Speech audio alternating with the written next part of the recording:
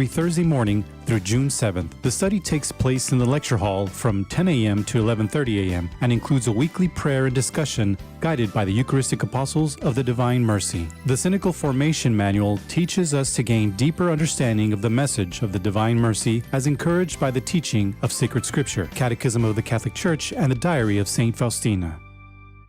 Loretta House in Denton is a pregnancy resource center that serves women dealing with unplanned pregnancies. They provide free pregnancy testing and free ultrasounds. Clients receive material goods like diapers, baby items, clothing, parenting classes, and more. Loretta House is an official apostolate of the Diocese of Fort Worth. All services are provided free of charge and remain completely confidential. Many babies are saved and many hearts changed. For more information, visit lorettahouse.org or call 940-380-8191. Men, it's time. The Men's March to End Abortion and Rally for Personhood is Saturday, June 11th, the weekend before Father's Day, from 12 to 3 p.m. in Tallahassee, Florida. Men gather at 12 p.m. for the march. All women, children, and families join us for the 2 p.m. rally at the Florida State Capitol. You are needed. Every life matters. Join us on June 11th in Tallahassee. For more information, go to themensmarch.com. Did you know that the Knights of Columbus donated over $175 million to charity and volunteered over 75 million hours last year? They accomplished this with almost 2 million members. And with you joining the Knights of Columbus, we can give you an outlet to get involved. This is merely an opportunity, not an obligation, and your level of involvement will be completely up to you and your family. Join online today at www.knights.net. That's www.knights.net. Guadalupe Radio Network announces the launch of La Promesa Legacy Circle, formed to recognize and honor our dedicated donors who have made long-term commitments to the network through gifts from their estates. We invite you to join our family and allow us to be a part of your personal legacy. For more information on making a legacy gift for the benefit of the GRN and a guide to charitable estate planning, contact our friends at the Catholic Foundation at 972-661-9792 or info@catholicfoundation.com. Are you a commercial building owner, facilities manager, or commercial property owner who's having constant water leak issues with your roof? My name is Maury Buford, owner of Buford Roofing and Construction, proud sponsor of the Guadalupe Radio Network, and a member of St. Francis of Assisi Parish in Grapevine. Commercial roof repairs and replacements can be stressful. We can explain the process of resurfacing your roof. We may be reached at 817-329-ROOF or at BufordRoofing.com. Are you planning on retiring soon and need help deciding on how to financially prepare yourself? The Knights of Columbus and the Christopher Lynn Stark Agency are hosting another Fraternal Benefits Night on June 23rd featuring Ed Slott, CPA. Mr. Slott specializes in retirement planning strategies and opportunities. All are invited to join our free virtual webinar featuring Ed Slott. Ed specializes in the latest retirement planning strategies and opportunities for 2022. For more information and to register for the free webinar, call Stephen at 214-564-3143. St. Joseph is a patron saint of home and family. At My Mutual Mortgage of Grapevine, we support the Guadalupe Radio Network's mission of honoring and supporting home and family as longtime sponsors of KATH 910 AM. We're Bob and Norma Duane, owners of My Mutual Mortgage of Grapevine. We would be honored to speak with you about all your mortgage needs. We can be reached at 817-527-3166. That's 817-527-3166. We are an Eagle Housing lender, NMLS 265303. We are just days away from the Guadalupe Radio Network's Summer Share-a-thon with the theme of Eucharistic Revival. From Tuesday, June 7th until Friday, June 10th, you can call in 7 a.m. to 7 p.m. and donate to keep your local Catholic radio station on the air. With the culture growing further and further away from Christianity, resources like the GRN are vital to keep the Catholic community strong. Please pray and consider pledging by calling in at 1-800-476-3311, beginning at 7.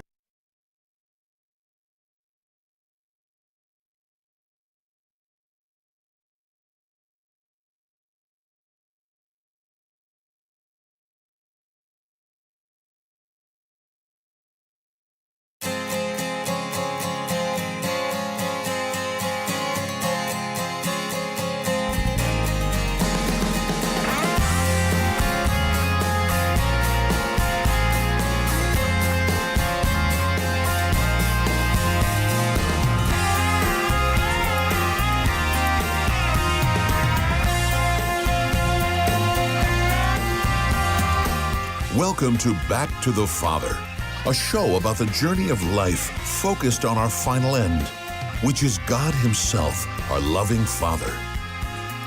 And now, here's your host, Dave Palmer.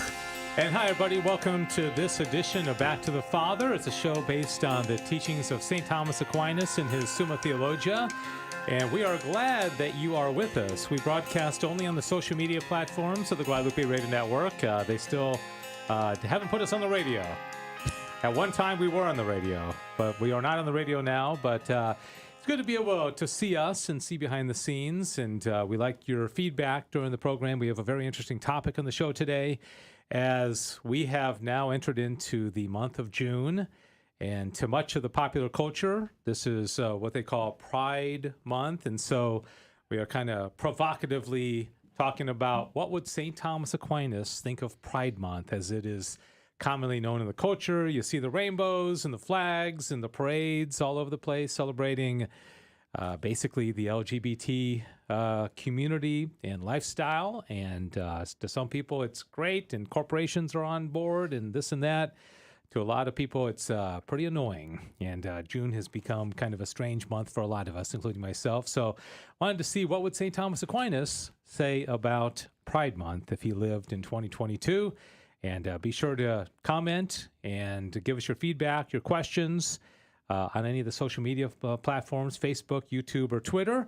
I want to introduce the wonderful cast of characters that we have in the program, and a new face today as well. Of course, we start off with Sissel Anderson. A great place to start. How are you, Sissel? I'm doing pretty well, Dave. I like when you talk about how we're not on the air like we were at one time. It sounds like we did something terrible and got kicked off or something.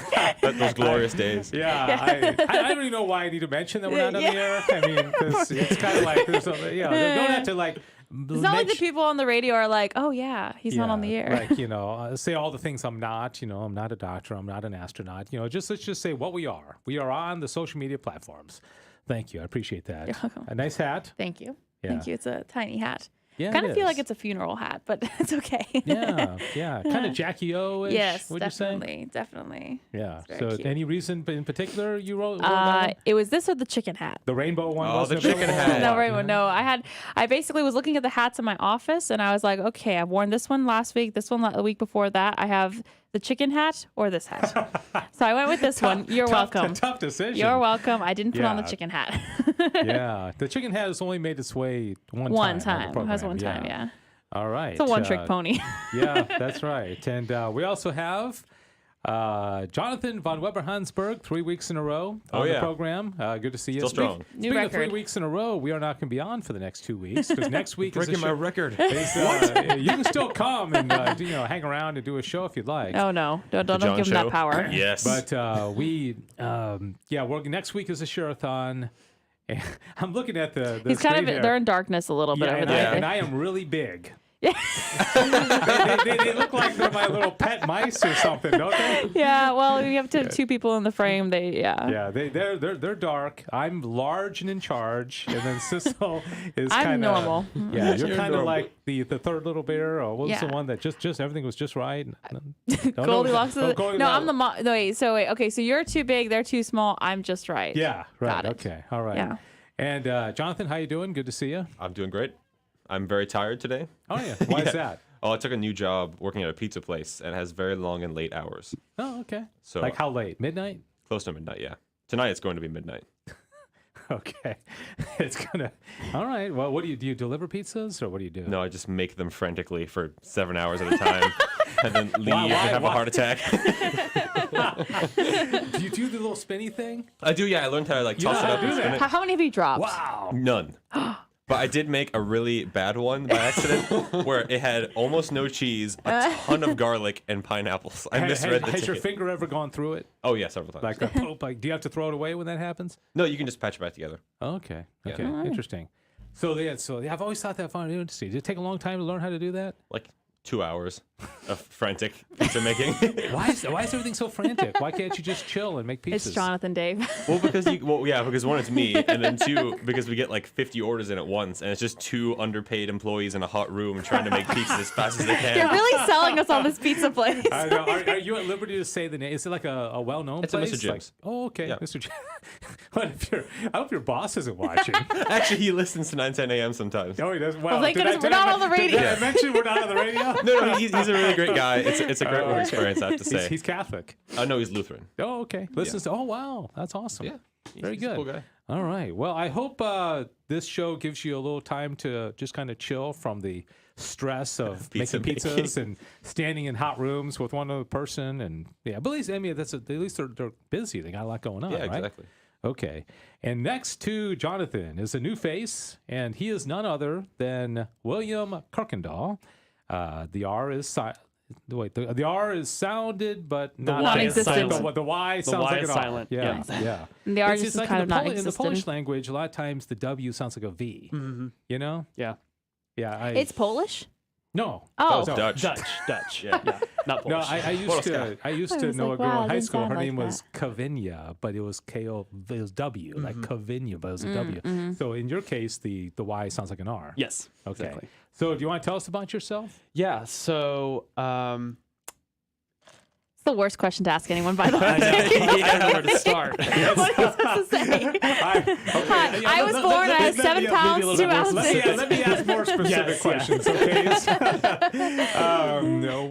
Where are you in school? What grade? Yeah. So I'm going into junior year. Okay. And Yeah. you're homeschooled? Correct. Yeah, homeschool. okay, okay. Nice. And what would you like to do with your In life. Mhm. Yeah, in life. Well, after graduation in like 2 years, I'm hoping perhaps political science or psychology, and possibly screenwriting or broadcasting. Wow, maybe. that's so a lot of options there. yeah. So like 4 different things. So I'm kind of unsure, but I think I'm leaning more towards political science or psychology. Okay. Yeah. All right. It's funny. I can feel, like that feeling you had when I said, tell us about yourself. Because yesterday we had this meeting here at the office and everybody was going around and basically talking about themselves because we asked them to kind of introduce themselves for like 10 minutes. And thanks be to God, we didn't have to do it. But I started thinking like, Beautiful. I don't even, because I What do you say? say? I haven't been asked that in a long time. You're just like, I enjoy pasta. I know. And I was panicking because I was thinking, what if they say, Dave, because I don't have that story. Because I haven't really had to tell in a long time about my life. You got to make up a dramatic story and just call it and see if anyone figures out. I was born in a cave and raised by wolves. So far we've had said very little about Pride Month, but so St. Thomas, I told you guys, and I never don't do this in like a demeaning way, but I was just going to do some like fun Thomas trivia for William's sake, because we did before we started. I said, what century did Thomas live? And William knocked it out of the park, and he said 13th century. 13th century, right? Boop, boop. Okay, Already doing better than Jonathan and I. All right, so what religious order did he belong to? Dominicans. Okay, I told you these would be easy. Okay, yeah, he's Dominican. Did you know that? I think so, yeah. Yeah, you got to be quick on the draw here, okay? That was like the only one I knew I was going to get, so I was like, gotta. Who was his mentor? Like the immediate mentor that he worked with, studied under, fellow Dominican. It wasn't St. Dominic. You've said it like 10 times. I know. St. Albert the Great. St. Albert. Okay. Did you get that one? Okay. Oh, yeah. This is easy. Okay, what nationality was he? Oh, Italian. Okay, yeah. Okay. Like, oh, man, that one's easy. And why was he locked in a castle for a year by his brother? Because his parents didn't want him to become a Dominican. No, they didn't want... They wanted period. him to become a Benedictine. Yeah, well, they really didn't. I don't think they really wanted him to become either, but they wanted him Benedictine over Dominican, right? Well, they wanted him to they wanted him to have a higher position because the Dominicans were mendicant, they were beggars. There was a brand new order, it wasn't very established, and I mean, they literally went town to town begging. That's why they were called mendicants. The Franciscans were the same way. So Thomas came from nobility, and so I think they thought that this was a a very Beneath kind of him. low on the totem pole order to join, and so they just didn't think it was a good idea. I don't know if they wanted to be a priest at all. Probably they wouldn't mind him being a priest. But a couple more. He is the patron saint of what? Scholars. Education. Education. Yeah, that works. Okay, and finally, what are his nicknames? Oh, the Domox. Doctor of Doctors. Yeah, The okay. doctor, The Domox. the angelic doctor. Yeah, good. The Thomist. The Thomist. The Thomas. The Yeah, I don't know Thomas. if he would have been a Thomist because he was The Thomist. the Thomist. Yeah, okay. He was the tome. He was the tome of the. He put the T in Thomist. Oh, yeah. All right. So pride and humility in light of Pride Month. I don't know. People out there, watching. I don't know. I saw this picture on Twitter today about basically how some people feel where they just kind of want to go about their lives and they're just this LGBT and the flag stuff is all just being pushed down their throat, and a lot of company logos change in June, and I don't know, it's just I think to a lot of people it's kind of annoying. It gets kind of pushed down their throats.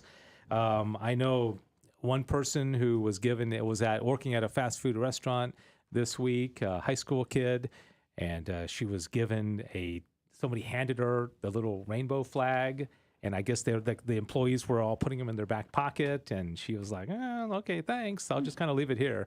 But I don't know. I mean, in this job, we don't have any pressure because we're working in Catholic radio. But I think if you work in corporate America or if you're in a lot of jobs, there's some pretty tremendous pressure. To kind of conform to it. So I don't know if anybody has any experience. Hey, we got Adrian watching. Yes, Adrian, and we have Monica on Facebook too. Oh, okay. Watching. She says Happy Friday. All right. So Adrian said they wanted him to be abbot, which means he'd be a priest. Yeah. So they didn't ever have a problem. Monte Cassino was the big like monastery back then, and I think that they would have liked him to have done that. So, all right. So a couple of things before we get into all this. Talk about the Pride Month and all that. Clearly, this is not an attack on people who are, in the LGBT community. Those people are loved by God. They're children of God. He died on the cross. He loves them very much. They're made in His image. Oftentimes, it comes with a lot of pain. I mean, I can only imagine growing up and having, same-sex attraction or, God forbid, not being happy with the gender that you are or wanting to change it. I mean, it's got to come with a lot of pain and a lot of just confusion. And so our hearts go out to these people, and we don't want this show to be any like attack on folks that struggle in that regard. Absolutely. So I'll just say that. So anyways, having said that, here's the next slide I always show is St. Thomas Aquinas. I took out his dates because that was going to be the first question. I didn't want to give anything away. Oh, no. Of course not. Born in 1225, died in 1274. So he only lived 49 years. Yeah. And it's interesting. That's kind of long for back then, though, isn't it? I don't Jonathan know. was thinking a completely different route than we were. Yeah, but We're all like this. You mean that to live for? I don't know. Back then, do you think 49 years would be a pretty long life? Yeah, I thought they died But closer I think to. he probably would have lived longer. He had that accident that ultimately, right? They say he was riding a horse and kind of like crashed into it. Adrian might know more about his death, but that's I think it was a brain injury that he was coming back from a council that the Pope had asked him to go because he was talking about, I think, the question about the filioque, about the Holy Spirit descending from the Father and the Son, which the Orthodox, and I don't know if that was the case or not. I think that's what it was. They wanted him to come to talk about some particular theological issue. All right. So Adrian's saying it's a myth that people died young. The reason people think that is because of high infant mortality rate. So the average. The average was actually. The average was, yeah. Yeah. So, but it would be when you're a baby or, okay. honestly. So, yeah. So he did die on the young side then. Yeah. Okay, cool. Now, William, I ask you, I told you I was going to ask you this. Do you have any exposure to Aquinas? Have you read any or picked up the Summa before, or had it in class, or anything that's kind of hit the screen for you? Not for me personally. My dad has a BA in philosophy, so he knows, I think, a lot about St. Thomas Aquinas, but I haven't really been exposed too much to him, other than I know that he was a saint and a philosopher, a scholar, all that. But I don't know too much in depth about him. Can I say it? I know what you're gonna say, Dave. Wow. Okay. I don't even know what I'm going to say. Well, you're in the right place. As you always say that. No, actually, what I was going to say, because I actually know his dad. Interestingly, did Yes. you know this? Yeah, they got a history. Okay, back in the early days of Catholic radio in North Texas, before Guadalupe Radio, there was a group called the St. Francis Xavier Society. Right? It was started by a guy named Stanley Gaines, an African-American gentleman from St. Anthony Church. He's the one that, it was his vision.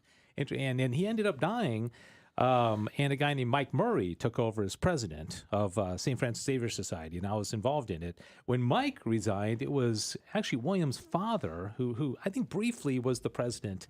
I think I have this right. He was the president of St. Francis Xavier Society. So your dad was very important in Catholic radio. Yeah, it's cool. Back then. Yeah. Now it all comes full circle. Probably, before you were even born. Probably, yeah. Or around that time. Yeah, interesting. Okay, so anyways, appreciate the comments that are coming through as well. But no, what I was going to say was not that, Jonathan. What I was going to say is that his dad, even though he clearly knows philosophy and all that, doesn't, like me, bore his kids with it around the dinner table. Hey, kids, Well, he does sometimes. Sometimes he will. You just weren't paying attention then, were you? Right. Well, now you can have, hopefully by the end of the show, you can have a conversation with him. Be like, guess what? Oh, yeah. I know things. Oh, yeah. And your dad's going to be like, oh, you went off to Catholic radio and learned about this, and you didn't learn it from me, huh? Yes. Wow. I always, because I teach the Summa to high school kids, and I always tell them, half jokingly in class, I said, hey, tonight at the dinner table, say, Mom and Dad, did you know this about, like Aquinas or some topic of philosophy? I think it'd be kind of fun to do that. All right, but what I was going to say about his age is most people find it really hard to even read the Summa in a lifetime, right? Yeah. And I honestly I've never met anybody who's, and I'm not like bragging, but I have read it, the whole thing, but I haven't met a lot of people that have. Aquinas wrote it.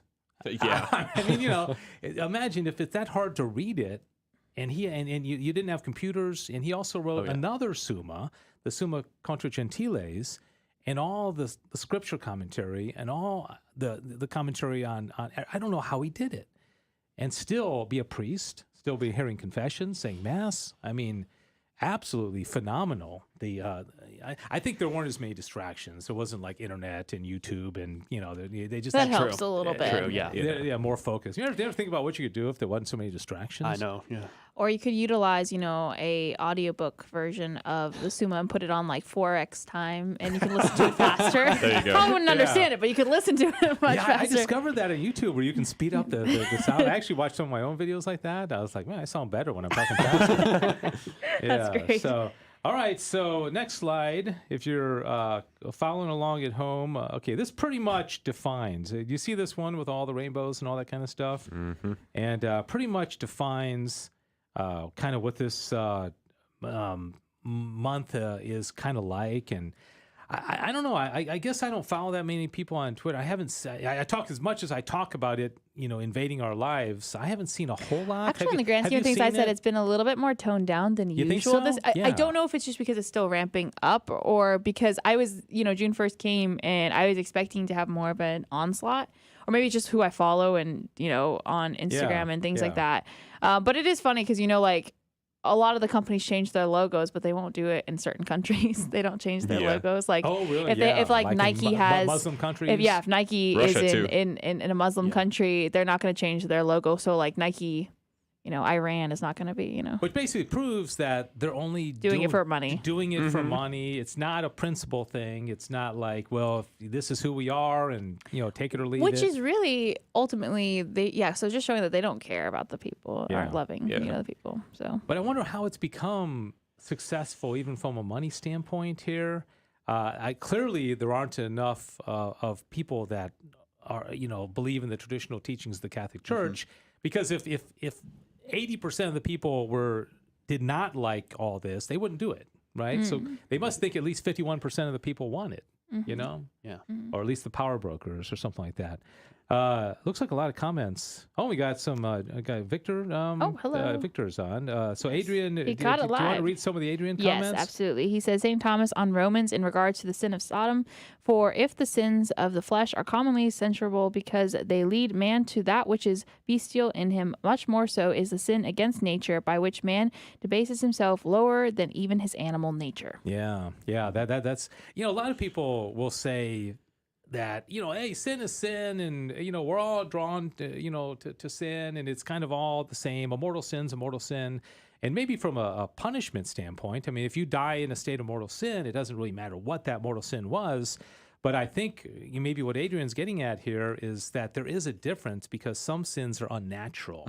It's kind of like, I use the example, if I go in the kitchen and eat, 7 pieces of pizza, that's gluttony. But if I were to eat my phone, that's just weird. Right. At least eating pizza is natural. It's like fornication. Assuming it's opposite sex, it's natural in the sense that's a natural thing to be drawn to the opposite sex. It still is mortal sin, but something that's unnatural rises to a whole other level. Yeah, exactly. Like there are some sins that cry to heaven for vengeance. Yeah, like this exactly. type of thing we're talking about. And then there's some like on the lower level. I mean, they're both still mortal sins, but they're a little bit More different in grievous the more higher than egregious. others. Yeah, and one of the things that we're going to get at, that's a great point. One of the things we're going to get at also is how is the sin of pride different than, let's say, the sin of gluttony or even the sin of lust? And it's interesting what Aquinas says about this, but on the next slide, this is a question 162 of the Secunda Secundae of the Summa Theologica. There's a lot of questions in here. This is basically the part of the Summa where he goes through the theological virtues and then the 4 cardinal virtues. Do you know where? And I wonder if any anybody out there or any of y'all know this. Under which which virtue and the opposing vices do you think pride falls under? Like, would it be under justice? Would it be under I thought it was humility. Yeah, humility. But as far as the cardinal virtues, humility is not like which of the 4 cardinal virtues? So we have temperance, prudence, justice, and fortitude. And prudence. Prudence, justice, temperance, and fortitude. Maybe fortitude. Okay, because so fortitude would be kind I'd of say like temperance. No, prudence. Temperance. That's my guess. We're all going guess, different. William? Everybody's No, I agree. I agree with let's you. Let's divide hairs, as much as possible. So here. Let's see. It actually falls under temperance. All right. Okay, so temperance would be like lust and gluttony. Anger falls under temperance. Fortitude would be more like martyrdom. That falls into in patience and that kind of thing. But okay, so here are the questions, the articles that Thomas asks in the question on pride. Okay, whether pride is a sin. Of course, he's going to say yes. Is it a special sin? Yes. Okay. Well, what makes it special? Because it's the root of all sin. Ooh. Okay. It's all sins and all vices stem from pride. Yeah, I don't know. I don't think he'd say it's the root of all sin. I think he's going to say it's the beginning of all sin. Oh, beginning. Yeah. Well, I always heard about that. It's sort of like it's the soil in which sin grows, and then humility is the soil in which virtue grows. Yeah. But it's kind of like foundational. So Adrian he had guessed that justice was the cardinal virtue, and so he's questioning. He said pride falls under temperance. He wasn't had not heard of that before. Actually it does. Yeah, if you look at it now, I was kind of surprised as well, but it does fall under temperance. And humility does as well. It's in the same section. Anger, which is one of the irascible passions. Okay, so this is the subject of pride, the irascible faculty. We're not going to cover that one exactly, but the 4 species of pride, according to Gregory, whether pride is a mortal sin, and whether pride is the most grievous of sins. Yes. You think so? Yes. All right, and that's now it's interesting though, because in the Summa, he will say what is the greatest of sins. But here he's saying what's the most grievous. And it's actually a different question. Oh, and a different answer? Yeah, different answer. Because the greatest sins are the sins directly opposed to the theological virtues. Right. right? Which so disbelief as opposed to faith. And then despair as opposed to. So if you like have no thought that there could possibly be a heaven, that's one of the three greatest sins. Yeah. Despair, right? Yeah. Because then you fall into a whole lot of other sins. Imagine if you've lost the hope for heaven. Well, then all of a sudden it's like, forget it, man. I'm just going to go do all kinds of other sins, right? Yeah. So you knew that those were the greatest sins, Yeah. And then hatred of God is the third, is the greatest. But the most grievous would be pride. And why would that be? Do you think? Well, because it's kind of like you're rejecting God and saying that you don't need Him. Yeah. I mean, that's what the devil is in this. That's basically, yeah. You're like exactly right. We could just shut the show down right now. I actually read an entire book about humility and except pride. for don't, because they're expensive, so don't actually do that. Just do a little. Kent would not appreciate the mic drop. Mic there. drop. All right, so let's go into a few of these and talk about this. And if you have any comments, I see. Oh, Adrian's really active today. Thank you for all the comments. Victor got temperance right, by the way. Oh, did he? Okay. All right, Victor. He gets the. Okay, so here the next slide says whether pride is a sin. And it says, of course it is. Yes. It says, of course it is. That's all he said. Yeah, pride, superbia, I guess that's a Latin word, is so called because a man thereby aims higher than he is. Whereby Isidore says a man is said to be proud because he wishes to appear above what he really is. For he who wishes to overstep beyond what he is proud. Now, right reason requires that every man's will should tend to that which is proportionate to him. Therefore, it is evident that pride denotes something opposed to right reason, and this shows it to have the character of sin, because according to Dionysius, the soul's evil is to be opposed to reason. Therefore, it is evident that the pride is a sin. All right? So if you don't understand who you are in relation to other people and God, it's kind of like somebody working at a company and they're really kind of an entry level person, but they So Jonathan or William are like, I am Dave. You had to go or there. Sissel is like, I am Dave. Yeah, at this stage of her life, if Sissel was acting like the executive director. I mean, there may become a time when she is the executive director. Yeah, like next week sometime. But yeah. Come on, give me at least a month there. I mean, come on. It's called to clean out your office. Can't I at least put in my 2-week notice or something? But no, I mean, like William, he's brand new here. He's come in, twice now to intern. So if he comes in and he's like, all right, everybody, let's get together. We're going to have a meeting. And Dave, I'd like you to do this. Yeah. I mean, it'd be like, whoa, man, tap the brakes there, buddy. That would be pride, right? Because but one day you might be the CEO of some big company, and then it would be actually wrong for you not to act like that, because then that would be false humility. It'd be responsibility. Exactly. I think the best explanation or brief definition I've heard of humility, the opposite of pride, obviously, is the God is God and I am not. Yeah. It's very simple. My daughter has that on her. Yeah, I gave her the sticker. It's a discipleship group thing. Okay. I know I've seen that. Yeah. Yep. Okay. So, all right. So, is it a special sin? Okay. Here's the next one, and we talked about this. Why is it special? Because it is the bed in which all vices grow. Wow, man! You read a book about this? Yes. Did you read it in preparation for this program? No, I read it a year ago. It's one of my favorite books. Oh, okay. It's Humility of Heart by Saint some long unpronounceable name. Look it up. Insert really holy person. Yeah. So okay, but you liked it. Yeah, it was a really good one. Okay. All right. So the sin of pride may be considered in two ways. First, with regard to its proper species, which it has under the aspect of its proper object. Okay. In this way, pride is a special sin because it has a special object, for it is inordinate desire for its own excellence, as stated. Secondly, it may be considered as having a certain influence towards other sins. In this way, it has somewhat of a generic character, inasmuch as all sins may arise from pride, as Jonathan mentioned, I think. First, directly, through other sins being directed to the end of pride, which is one's own excellence, to which may be directed anything that is inordinately desired.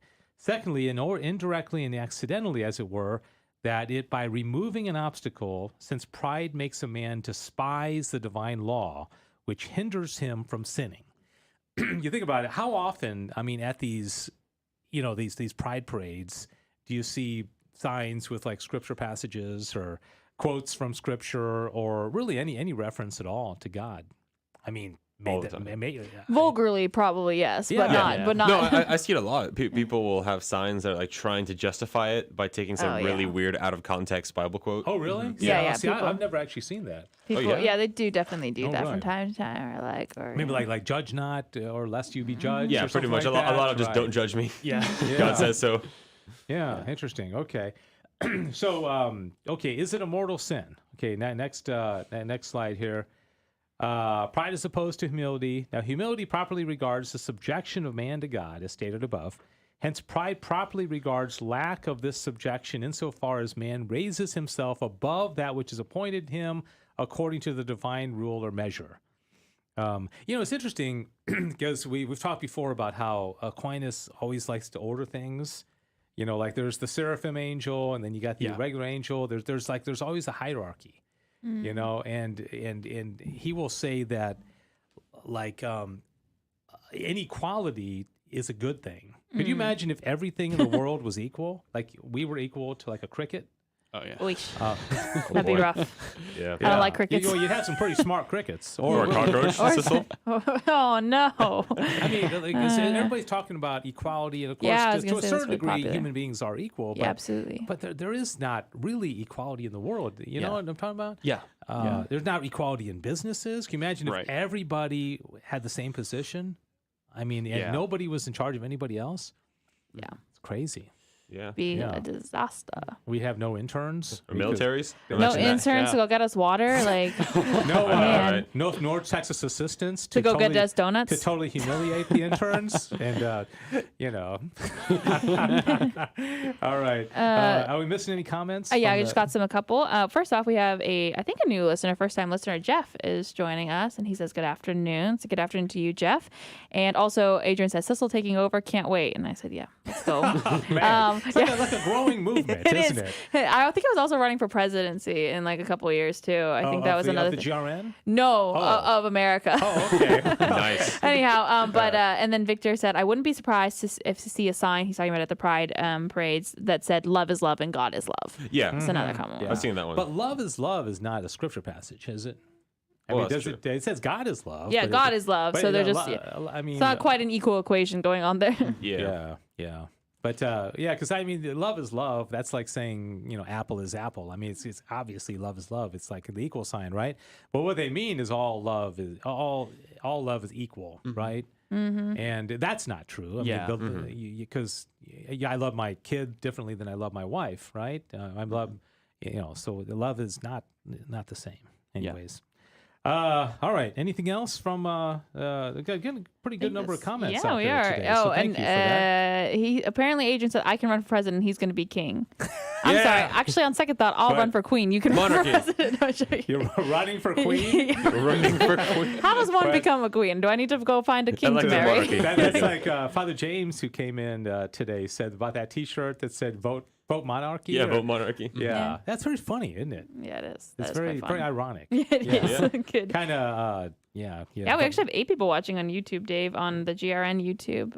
So welcome everybody. Yeah. Wow. That's we hope we don't scare you away. And we lost our principal yes, viewer, our top student. His top student. He graduated. He did graduate. He's graduated to a job. Wait, don't we have to send him a certificate or something? You were saying a long time ago that we'd send people certificates once they graduate. If they watch like 4 episodes in a row or something like that. Oh, not even Jonathan qualifies for that. Man, she wants my job, and it's because I'm part of the show. You see how she's kind of leaving you alone, William? Yeah, you're getting. Don't worry, you'll get there. Don't worry. Whenever Jonathan's not here. Yeah, you're just get getting up there. Yeah. Wait, hold on. He's supposed to be the bottom of the totem pole. He's supposed to be in the hot seat. That's true. No, I'm intern first class today. Okay. Kind of like first seat, or what do they call it in the band? If you're like first clarinet or second. Oh gosh, I don't know. Yeah, it's first chair. But you have to actually be smarter than him. I mean, so if you can prove yourself to... True. Yeah, okay. I don't know. We should have an intern knowledge off or something like that. A knowledge rap battle. Bringing it back in here. Adrian also reminded everyone to make sure you like the video on YouTube, which is a good thing. I don't remember exactly, but it does good things for the algorithm. It makes us show up more. So please like the video if you're watching and enjoying it. And subscribe and hit the bell icon for notifications. Yeah. Oh, wow. All right. So, so going back here to this text, it says, It is written, the beginning of the pride of man is the fall off from God, because, to wit, the root of pride is found to consist in man not being in some way subject to God and his rule. Now it is evident that not to be subject to God of its very nature is a mortal sin, for this consists in turning away from God. And subsequently, pride is, of its genus, a mortal sin. Nevertheless, just as in other sins which are mortal by their genus, like fornication and adultery, there are certain motions that are venial by reason of their imperfection, through forestalling the judgment of reason and being without its consent. So too, in the matter of pride, it happens that certain motions of pride are venial sins when reason does not consent to them.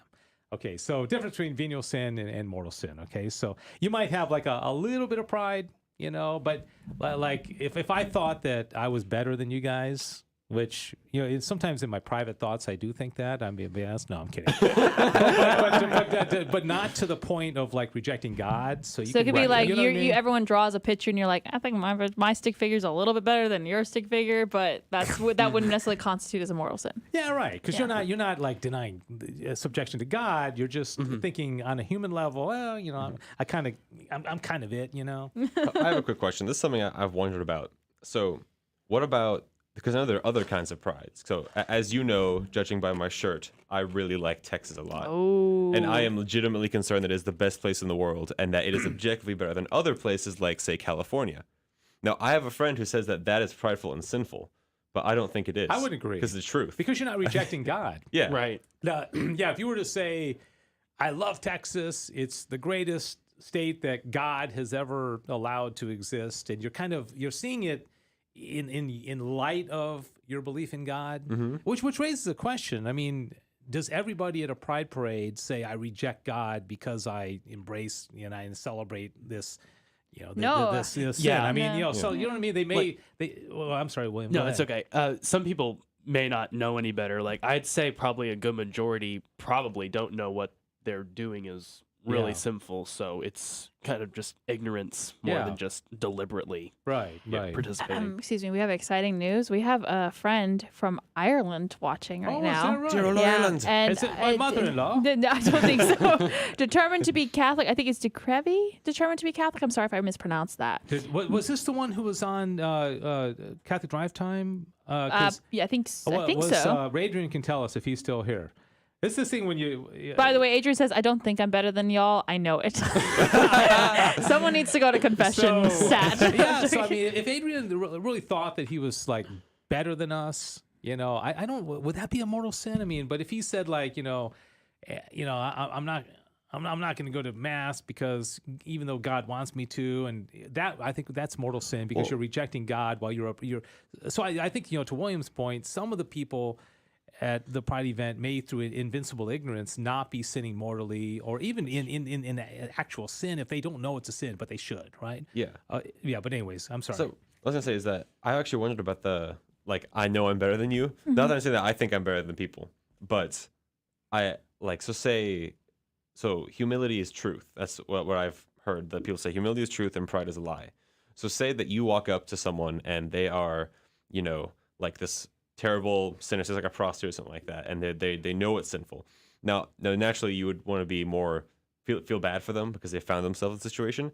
But couldn't you kind of think that, I'm not that, so wouldn't that make me better in that sense? And is that prideful?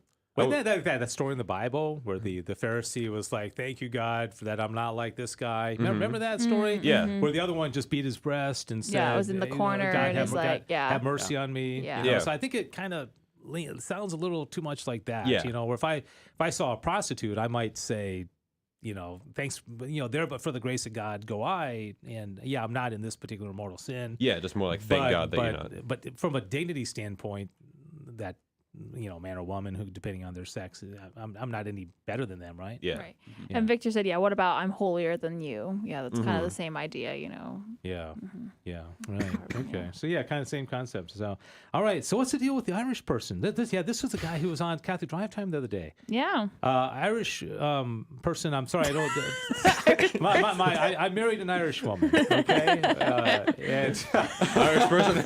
Irish person. Speak. Oh dear. Can you fake an Irish accent? Fantastic, Dave. Oh Yeah, no! see, Actually, great. we might have, Accents? Oh no! I think he just unsubscribed. What? I can't do an Irish accent. I live with an Irish woman. I mean, can you do accents? Don't look at me. That's ridiculous, I Dave. can do them in private company randomly. Because musical people tend to be able to do accents because they know tone. His and name is pitch Robert. and Robert, how you intonation. doing there, lad? I apologize, All Robert. you do is say, it's not to be Lucky Charms. Oh, they're magically delicious. Okay, No, I'm like we're 25% not- Irish, so I'm allowed to do this. Yeah, okay. Well, and jeez. I'm half Irish, and I've got a 100% Irish wife and 75% Irish He says he's children. laughing with the accents. Well, thank goodness we appreciate your Okay, now not to get too totally off track. Yeah. Can Really? can you do fine tune like a Scottish accent? Oh, that's totally right, lad. I can do a Scots accent all day long. Man, I love it. That's so good. Okay, Australian. All right, wait, hold on. You Oh, gotta- g'day, mate. Oh, my. How's I'm that Matt Fran. Vegemite? Just Yeah. Matt Fran. Yeah, just watch a whole bunch of Matt Fran. Okay. I can do a Sherman accent as well. Okay, now let's get real. New Zealand. Is there a difference? That's the same thing. It is. Okay. I man. I apologize if we have any people from New Zealand. Yeah. But any Kiwis watching right now. I know 2 people in person from Australia and New Zealand, and they sound exactly the same. Okay. I All right. think they Let would me. beg to differ, but Okay. So let's. The last thing we're gonna do here is talk about Adam and Eve, and the relationship of pride to their original sin. Right. Okay. So here's a picture of Adam and Eve in the garden. They got all the. Look, they even got a rooster there. Anna Jonathan. Okay, don't no flashbacks because Jonathan has been chased by he has been chased by a roosters rooster. before. He got so stuck in a. Traumatized. Yeah, are you okay? Starting to get those heart palpitations like you're making pizza and stressing out again? Yes. Okay, so then the picture, isn't that a cool picture there on the right of them being thrown out of the garden? Yeah. And that angel's like, get out of here, that's a really cool picture. And they're like shameful and hiding themselves and all that. Okay, so here's a couple of the questions. Next slide, question 163 of the first man's sin. And it says whether pride was the first man's sin. Do you think it was? Yes. Yes. Okay.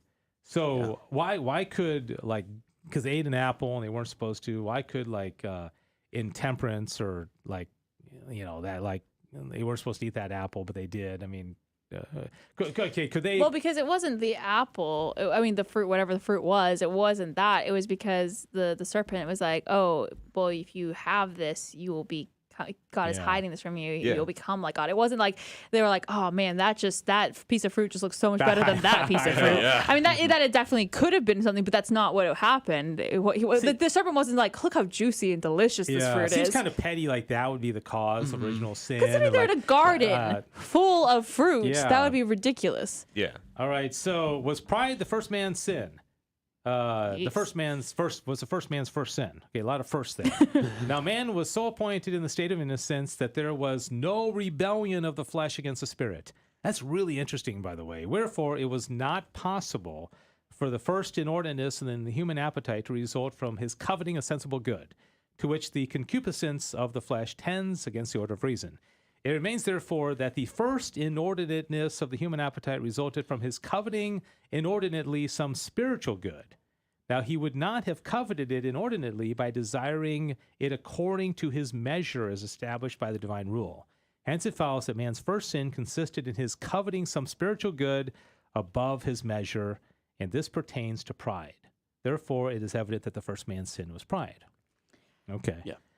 No, I'm sorry. I had a couple of comments that Adrian first off said that I think positive pride, like that Jonathan's speaking of, is more of rejoicing in the good, like in Ecclesiastes 3:22, which is, so I saw that there's nothing better than that a man should rejoice in his work, for that is his lot. Mm-hmm. I think not having a healthy sense of pride could actually be wrong. Mm-hmm. If you said, Dave, you're proud of your kids? Nah. That could start a whole bunch of things. Yeah, you're proud of your parents. I mean, And then Victor's bringing up the lust of the eye was one of the sins, wasn't? I think he's talking about in the original sin, which I guess could maybe the fruit was quite attractive. Yeah, the lust of the eyes, it's something like 1 John. You know what I'm talking about? The 3 causes of sin are listed. Yeah, gosh. Who knows this? Somebody out there. Somebody knows this. Adrian, I'm Gotta talking go to you, my buddy. Bible. Somebody knows this. So, all right. Now this last one, I think I said the last one was the last one. So, okay, when you think, and Jonathan one. always looks ahead. So he's when you think of just an image of humility, like a what do you think of? Like just if you had to put a picture on a PowerPoint presentation of what humility looks like, what would you put? I nominate William to answer this question. Yeah, I already have an answer. I'd have to say for sure it'd be the Annunciation.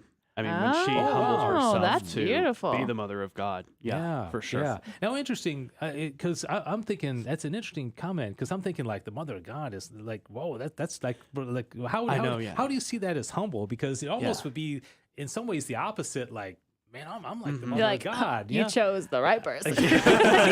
That's right. Good call there, Gabriel. Ooh, Victor says St. Joseph. So what do you? Tell me why you think that would be humble. Yeah, I guess it kind of depends on what like the attitude was. Like, was she wanting to be the mother of God, or was she kind of like almost tempted to be hesitant of it? But I think, yeah, like that's a difficult question. I don't know what the call would be. I guess. I think it really depends.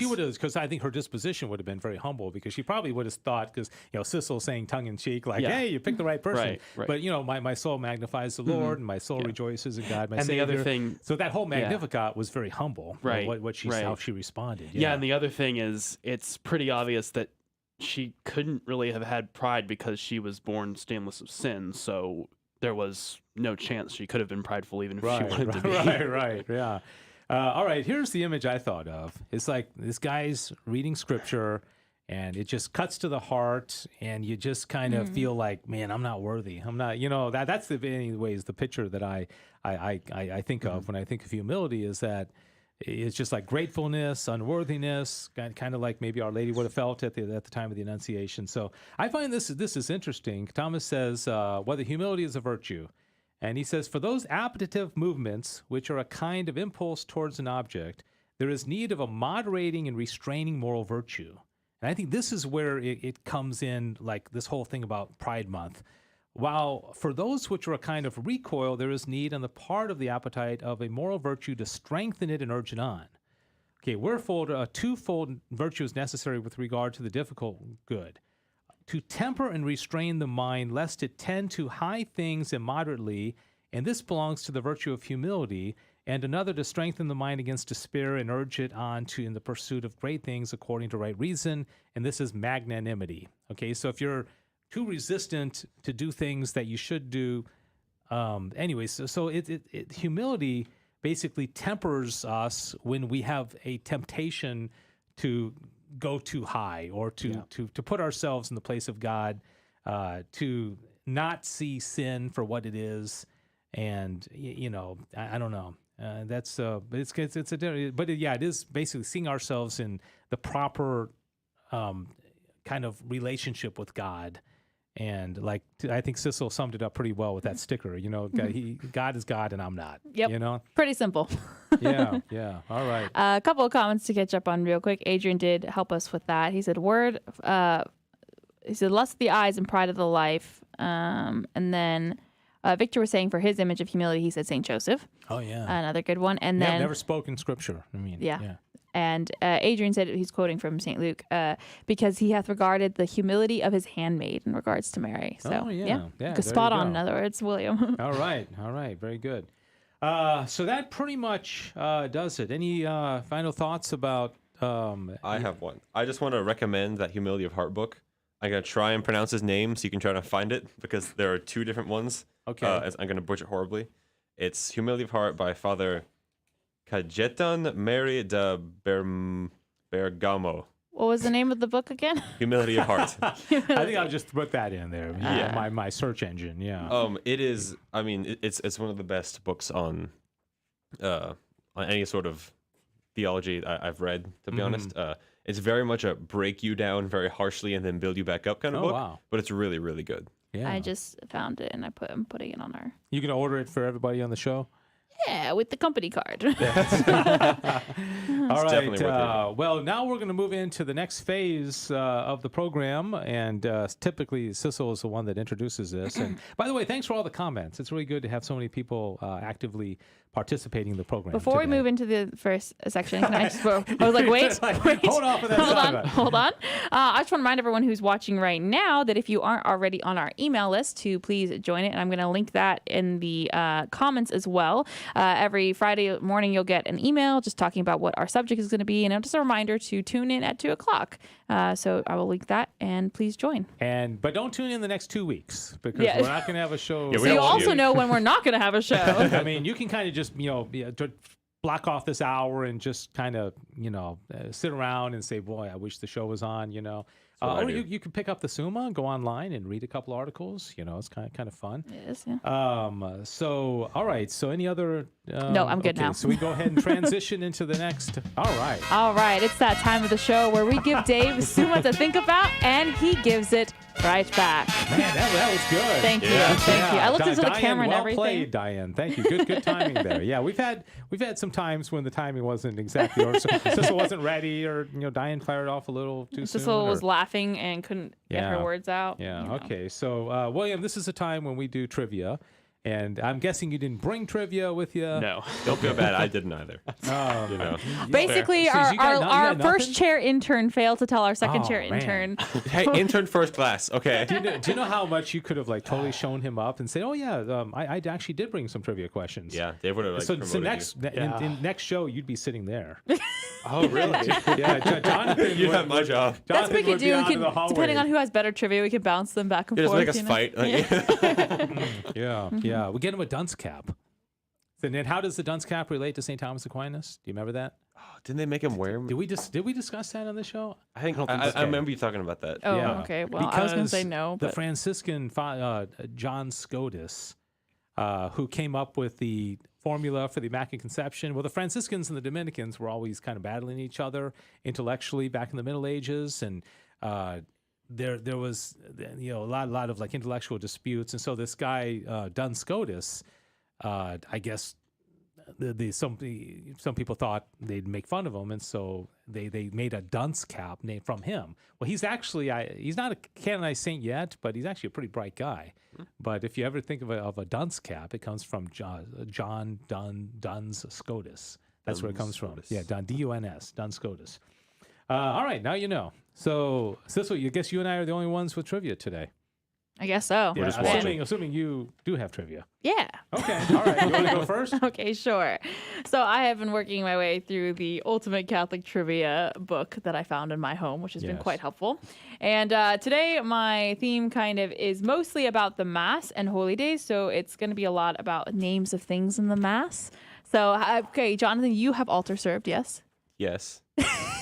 William, have you altar served? I have not. No. Okay. You never been altar server? No. Interesting. Okay. So, Jonathan, basically, and you altar served. You altar served. By like so old days, like, man, this would have been like. Well, you know. Yeah, I just for the record, I was an altar server. Yes, back in the day. All right. So I'm going to go ahead and ask my first question, which is, what is the name for the small white linen towel used by priests to dry their hands after ablution and prior to the consecration? Yeah.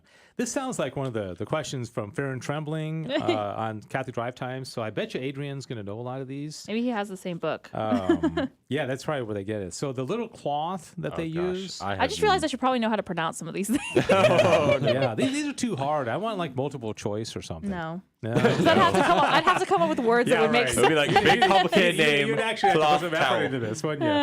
Okay. We have Victor is going in with thinks corporal. It's corporal. Oh, wow. Anyone else have any other? Now, interesting because corporal would come from the word meaning like body. Yeah. Yeah. So I mean, would a linen cloth be named after a body? I don't know. I kind of doubt this. Yeah. And Adrian says ablutions is pronounced ablutions. Ablutions. Thank you. Purificator. Oh, Victor's on So fire here. good guess. I think it's are called. either of those right? No, but he's right. The purificator is the white linen cloth used to wipe the chalice after each communicant partakes. So what's the one that you're talking about? I'm not going to be able to pronounce this. I just realized very well, but so Adrian, let me know. It's the aspergillum. It's like ASPERGILLUM. Gillum. It's one word. Okay, I just want to say that the priest, when I remember I helped in an Easter mass. He was like, okay, so when I use this cloth, this cloth or towel to wash my hands, I'm sorry, he never misread said like that. the aspergillum. He's like, yeah, I can I'm use sorry, the cloth. I misread that. I read the wrong answer. Sister gets an A for preparation, by the way. So imagine if you had said like, Father, do you mean there's a lot of big aspergillum? words in a row. My bad, my Whoa. bad, my bad. Everyone calm down. This was wrong. So I know, Adrian, it's wrong. Just kind of anticipating his I comment. misread it. I misread. I had the one next to it. Oh, yeah, Victor. He said, I think that word was wrong. It So- was. It is Yeah. I'm also just going to spell this one. Manuterge. So Minister? there's no S in that. Oh, no. Mangolio? Yes. And Adrian's like, yes, that what I said was the wand used for sprinkling the holy water. Okay. So, Yeah. all right. Wow. So this is batting 1,000 over here. It's just, should go back to bed.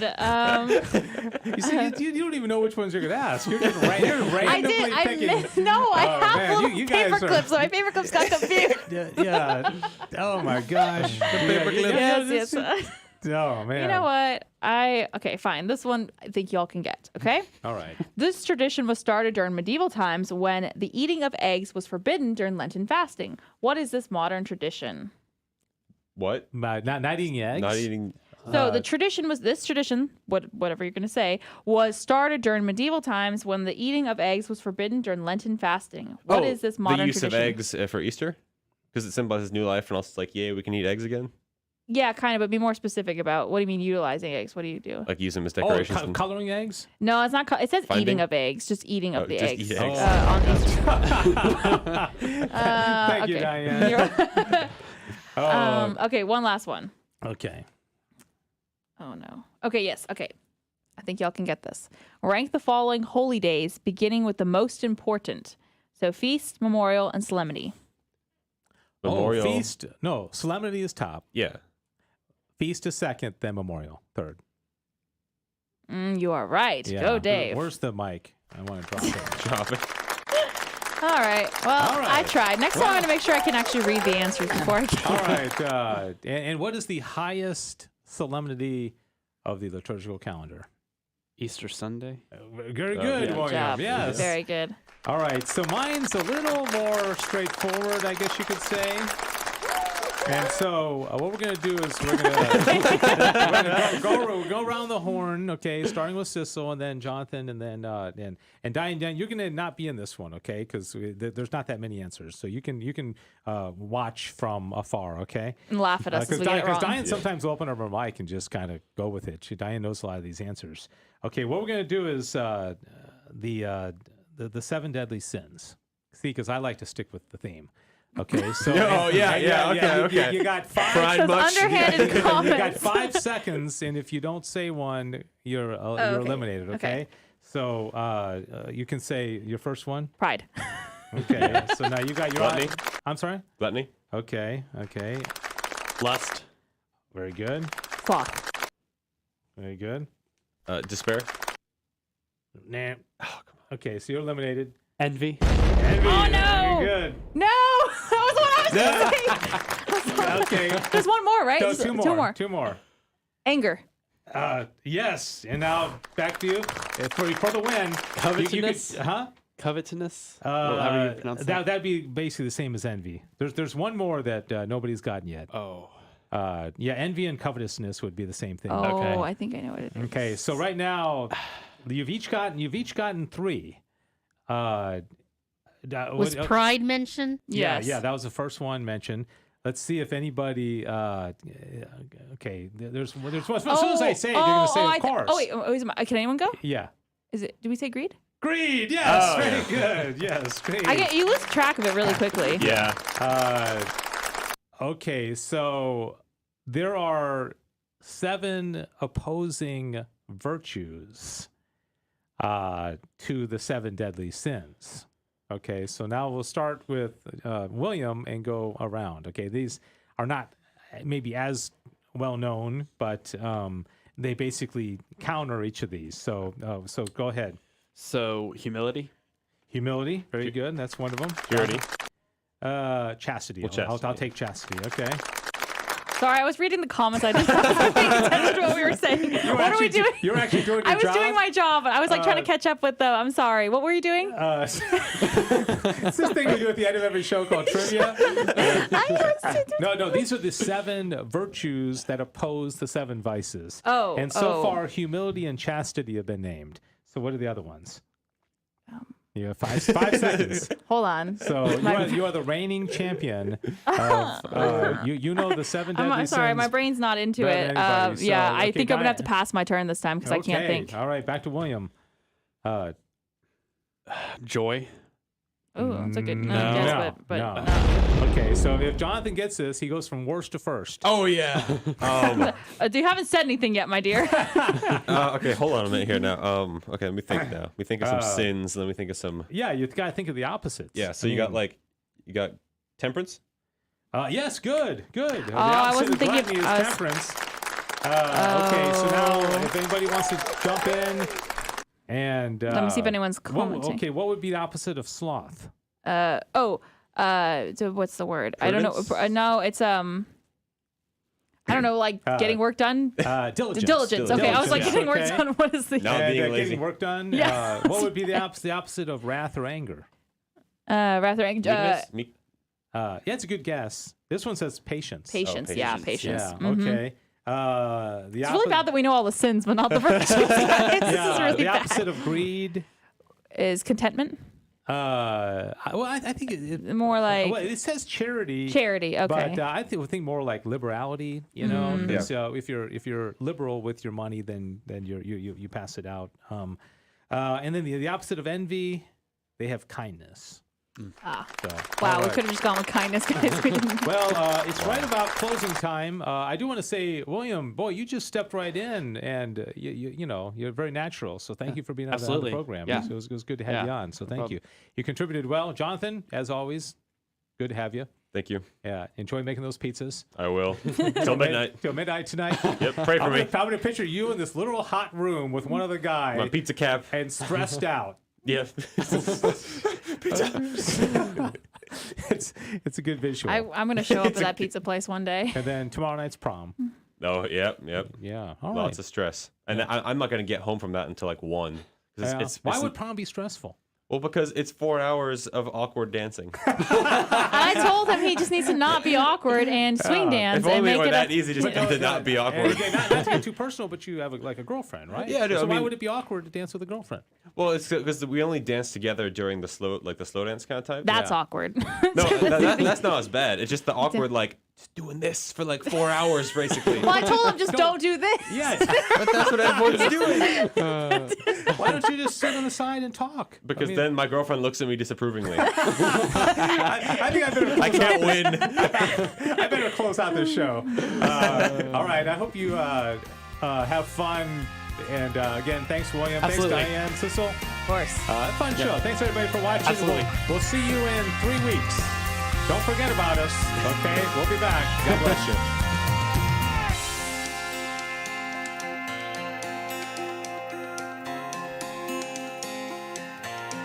Thanks for joining us for Back to the Father. And don't forget, the glory of God is the human person fully alive. If you have comments about the show, email Dave Palmer at grnonline.com.